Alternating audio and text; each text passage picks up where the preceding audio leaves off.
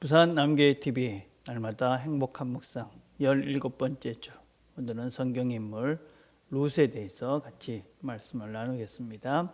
함께 나눌 말씀은 룻기 1장입니다. 일부분을 제가 봉독해 드리겠습니다. 사사들이 치리하던 때에 그 땅에 흉년이 드니라.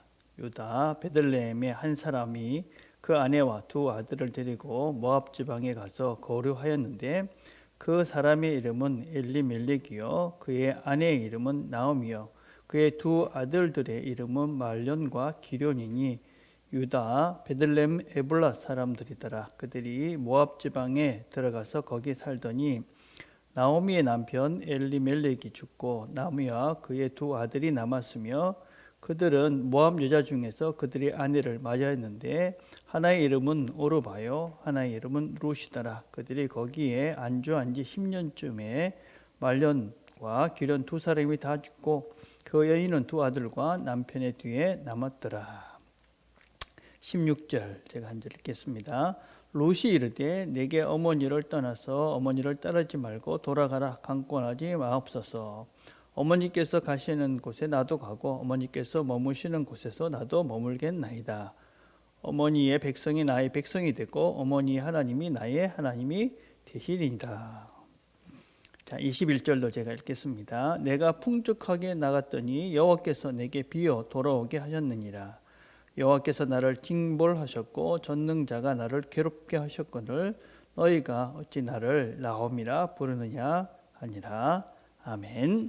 자, 묵상 질문 1번입니다. 룻기의 시대적 배경은 언제입니까? 하는 것입니다.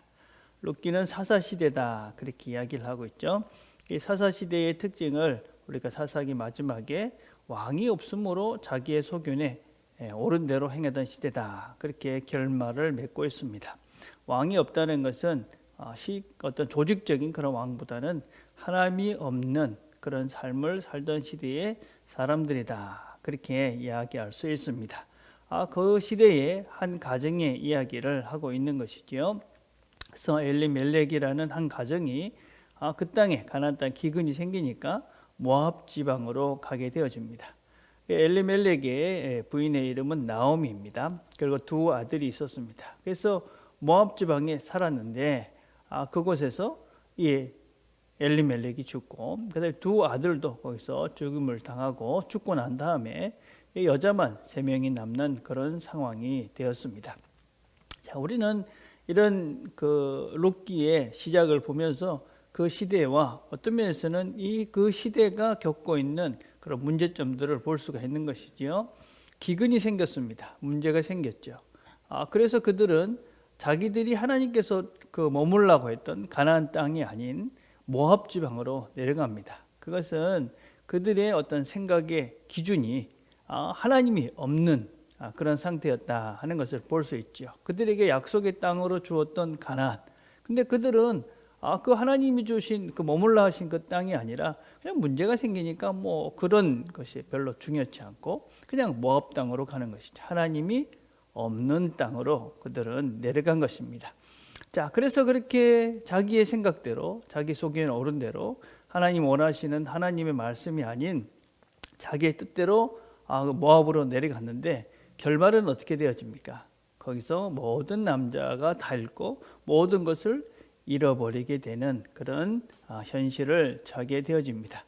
그래서 이 사사시대의 배경, 하나님 없이 그냥 자기 마음대로 살았더니 결국은 모든 것을 다 잃을 수밖에 없는 그런 삶을 살고 있는 사람들, 그런 시대의 이야기를 지금 이 룻의 이야기를 통해서 우리 하고 있는 것입니다.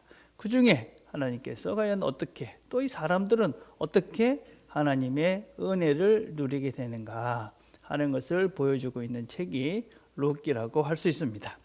자, 2번을 봅시다. 룻은 나오미가 자기 백성들에게 돌아가라고 했을 때 어떻게 말하고 있습니까? 왜 그렇게 말했다고 생각합니까? 이제 나오미는 두 아들과 남편을 잃게 되자 자기 고향으로 돌아가야 되겠다 그런 생각을 합니다. 왜 그렇게 했는지 그것은 정확하게 나오진 않지만 아마 나오미는 그의 삶 속에서 일어났던 여러 가지 일들을 보면서 내가 선택을 잘못했구나 그런 생각을 했던 것 같습니다. 왜냐하면 나중에 보면 하나님이 나를 괴롭겠다, 하나님이 나를 징벌했다, 그런 표현들을 보면 나오미는 자기가 그 땅에 있는 것이 하나님 뜻은 아니었구나 하는 것을 깨달은 것 같습니다. 그래서 두 며느리에게 너는 이 땅에 있어라, 왜냐하면 너희들의 고향이니까 당연히 이곳에 있어라, 그렇게 이야기를 합니다. 그런데 이제 한 며느리는, 오르바는 자기들 그 땅에 그냥 머물게 되는 것이죠. 근데 룻은 어머니를 따라가겠다, 그렇게 이야기를 하면서 뭐라고 이야기를 하냐면 어머니의 백성, 나는 어머니의 백성이 될 것이고 또 어머니의 하나님이 나의 하나님이 될 것입니다, 그렇게 이야기를 하고 있습니다. 그러니까 룻이 선택을 한 것은 어머니를 사랑하는 그런 마음도 있었지만 동일하게 그의 선택의 또 다른 기준은 신앙적이었다라는 것을 우리가 볼 수가 있는 것이죠. 우리가 잘 알다시피 이 모압은 사실은 하나님께서 선택한 백성이 아니었습니다. 이방 여인입니다.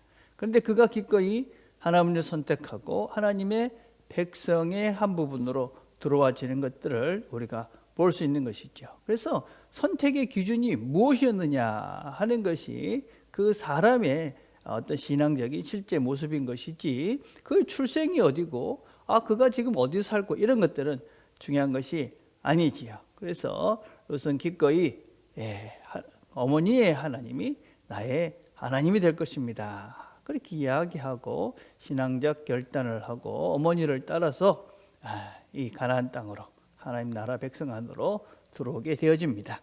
자, 3번은 베들레헴으로 돌아온 나오미는 자신을 반기는 사람들을 향하여 무엇이라고 말합니까? 나에게 나오미라고 말하지 마라. 이 나오미라는 말은 나의 기쁨이다, 그런 뜻입니다. 하지 말고 말하라고 해라. 말하는 쓰다, 아주 써서 힘들다, 고통이다, 그런 의미를 담고 있습니다. 그래서 지금 사실은 나오미의 인생을 가만히 생각을 해보면 모압으로 내려가서 남편도 죽고 두 아들도 죽고 정말 비참하고 괴로운 형편 속에 있었던 것이지요. 그리고 다 잃고 돌아온 것입니다. 근데 사람들이 그를 나오미라고 부르니까 내가 무슨 기쁨이 있겠느냐, 나를 나오미라 하지 말고 말하라 해라. 그러면서 뭐라고 했냐면 하나님께서 나를 징벌하셨다, 또 하나님께서 나를 괴롭게 하셨다, 이렇게 이야기를 하고 있습니다. 나오미의 이런 고백은 긍정적인 면이 있고 또 부정적인 면들이 있는 것이죠. 긍정적인 면에서는 하나님께서 역사하신다, 내 삶을 이렇게 주관해 가신다, 이런 고백일 수 있습니다. 하나님께서 내 삶을 이렇게 만드셨구나. 그렇지만 부정적인 면이 더 많은 것이죠. 하나님은 나오미의 인생을 괴롭히는 분이 아닙니다. 우리의 삶 속에서 어떤 문제가 생겼을 때 하나님이 나를 괴롭히는구나, 그것이 아니라 하나님께서 나를 바르게 수정해 가시는구나, 하나님께서 나를 더 좋은 곳으로, 지금 잘못된 길을 가고 있으니까 하나님께서 나를 올바른 길로 인도해 가시는구나, 이렇게 우리가 인식을 해야 되는 것이죠. 그래서 우리가 비록 지금 힘든 상황이지만 하나님께서 반드시 좋은 길로, 더 좋은 길로 인도하실 것이다, 그런 믿음을 가지고 오늘을 견디고 오늘을 이겨가는 것이 신앙인이다 라고 할 수가 있습니다. 우리의 삶 가운데는 우리 모두가 마라와 같은 시간을 보내는 사람들이 다 있습니다.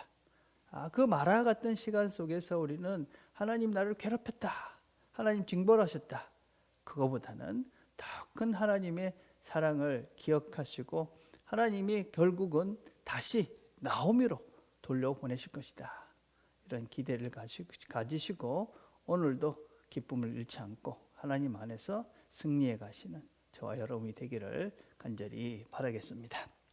오늘 우리 함께 드릴 기도는 교회를 위해서입니다. 말씀이 일상이 되어 모든 성도들이 삶 속에서 하나님을 체험하는 교회가 되게 해주십시오. 기도하십시오. 또 부모가 자녀들의 신앙을 교육하는, 부모들이 자녀에게 신앙적인 본이 되고 신앙적 양육을 해가는 그런 부모들이 되게 해주십시오. 그런 기도들을 우리가 함께 드렸으면 좋겠습니다. 기도하겠습니다. 하나님 아버지, 감사합니다. 오늘 우리가 룻을 살펴보았습니다. 그의 시간들 속에서 나오미의 일생을 봅니다. 하나님 여러 가지 힘든 시간들이 있었습니다. 그런 하나님께서 또한 선하게 인도해 가실 것입니다. 우리의 삶도 마찬가지입니다. 하나님 힘든 시간들, 마라와 같은 시간들이 있습니다.